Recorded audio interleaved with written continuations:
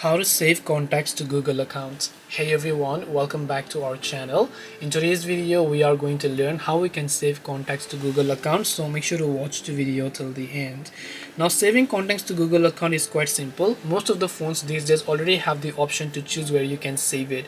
So if you open the default contacts app on your phone and then you tap the plus icon here, normally you can choose to enter the phone and email, and at the top or at the bottom depending upon the phone, you can choose where you want to save that contact to. So in my case, I've selected my Google account.